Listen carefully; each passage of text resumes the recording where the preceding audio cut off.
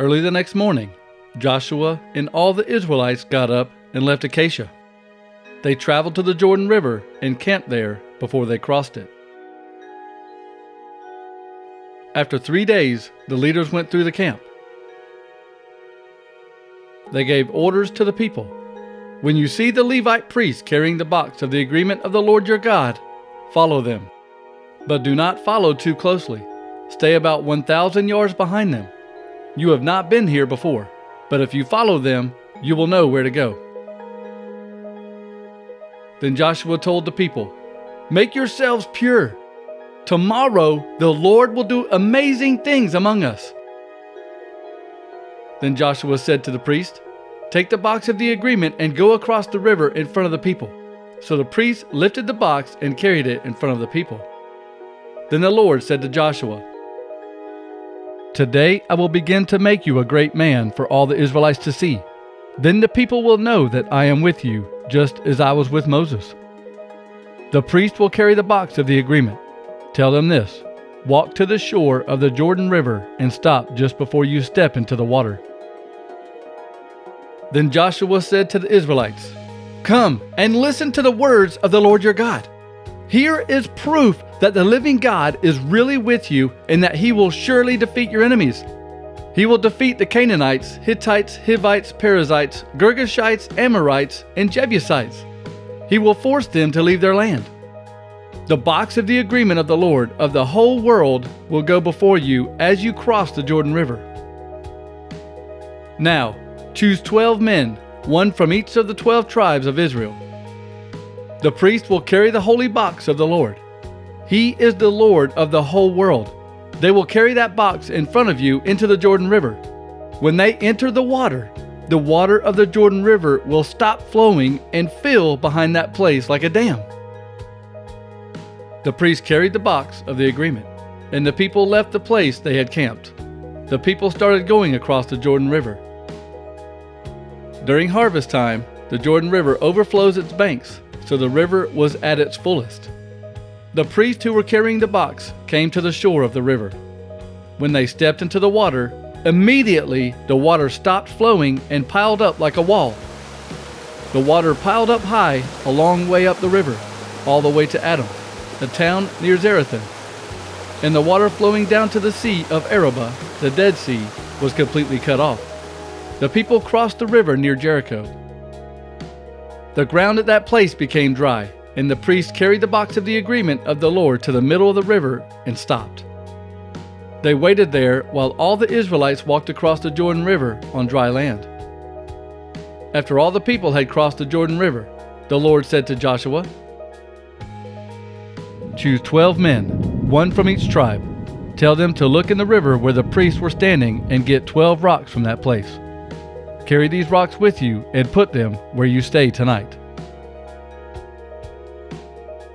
So Joshua chose one man from each tribe. Then he called the 12 men together.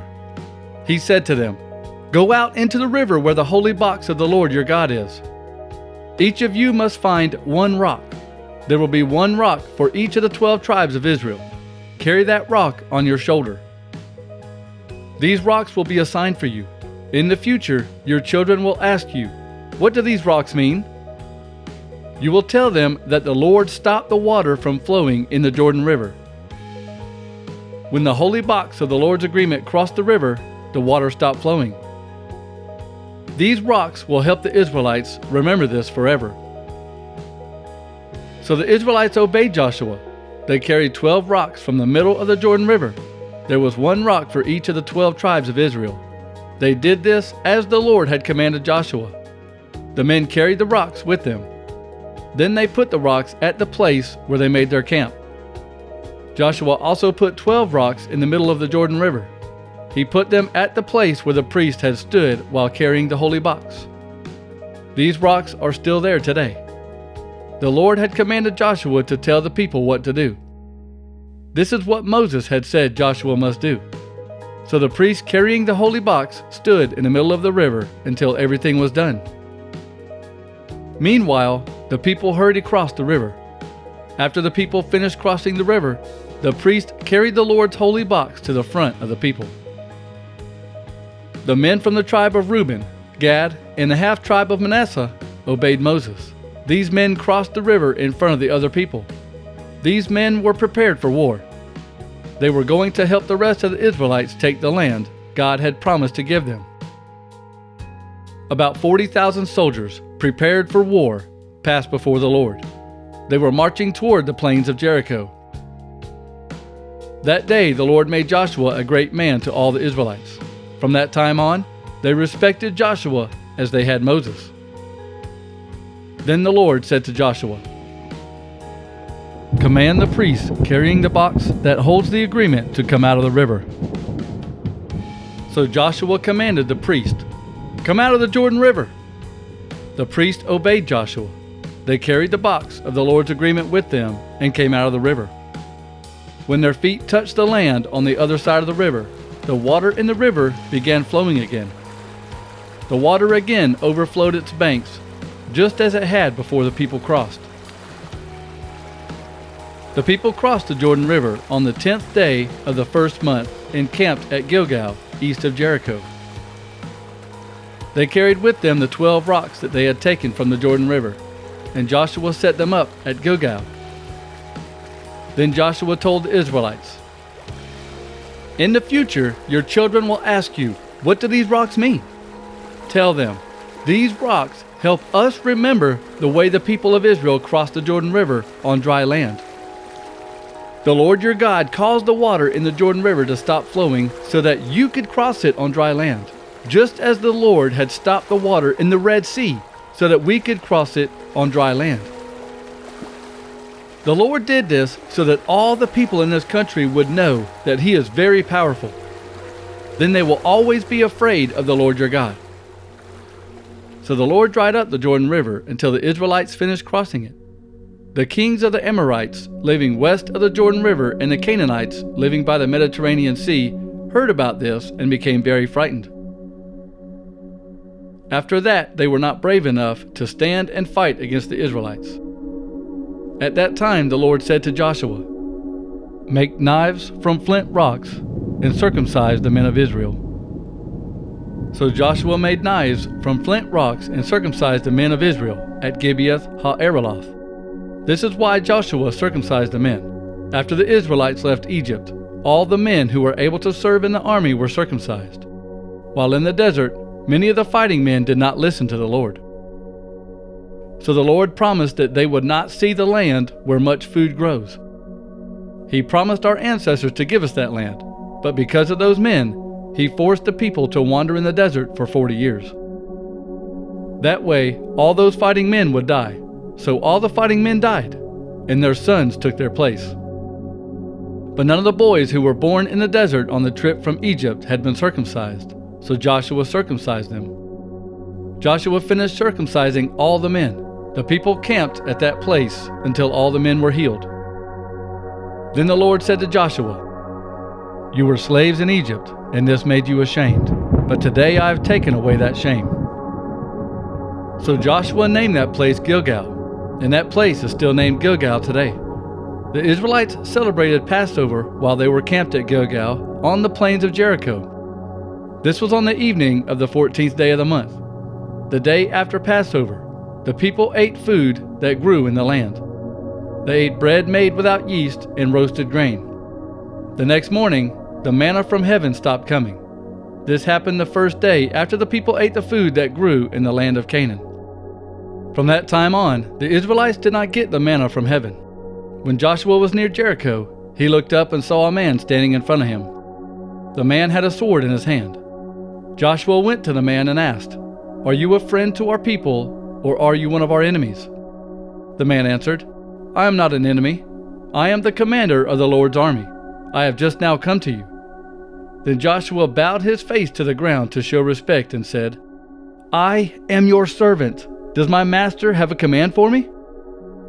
The commander of the Lord's army answered, "Take off your sandals. The place where you are standing is holy." So Joshua obeyed him. The gates of the city of Jericho were closed. The people in the city were afraid because the Israelites were near. No one went into the city, and no one came out. Then the Lord said to Joshua, "Look, I will let you defeat the city of Jericho. You will defeat the king and all the fighting men in the city. March around the city with your army once every day for 6 days.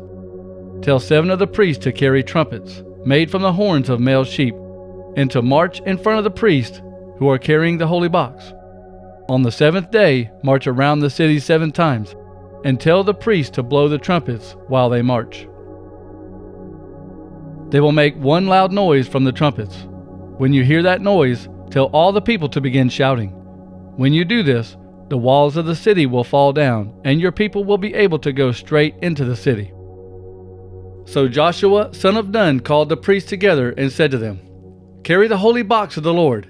Tell 7 priests to carry the trumpets and march in front of it. Then Joshua ordered the people, Now, go! March around this city. The soldiers with weapons will march in front of the holy box of the Lord.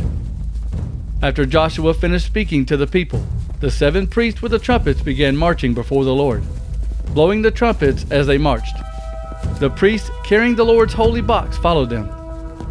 The soldiers with weapons marched in front of the priests who were blowing the horns, and the rest of the men walked behind the holy box, marching and blowing their trumpets. Joshua had told the people not to give a war cry.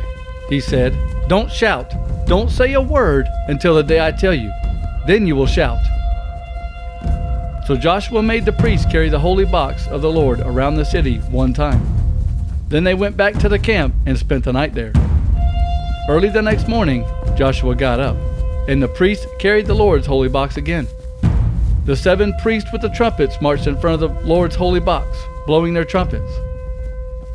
The soldiers with weapons marched in front of them.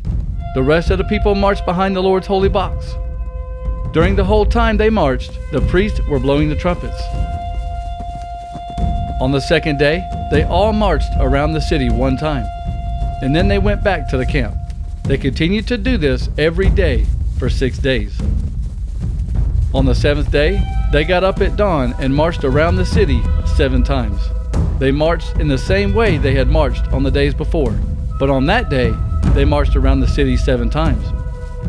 The 7th time they marched around the city, the priests blew their trumpets. Then Joshua gave the command, Now, shout! The Lord has given you this city! The city and everything is to be destroyed as an offering to the Lord. Only Rahab the prostitute and everyone in her house will be left alive. These people must not be killed because she helped the 2 spies. Remember, we must destroy everything else. Don't take anything. If you take anything and bring it into our camp, you yourselves will be destroyed, and you will cause trouble for the rest of our people. All these things made from silver, gold, bronze, and iron belong to the Lord.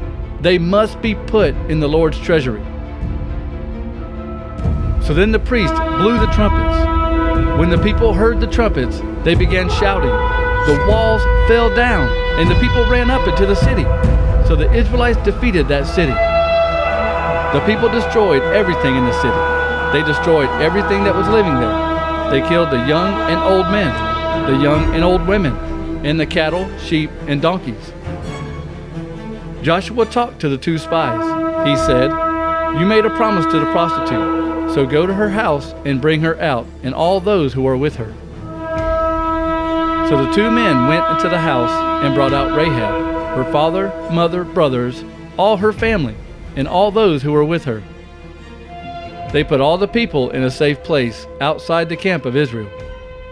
Then the Israelites burned the whole city and everything in it, except for the things made from silver, gold, bronze, and iron.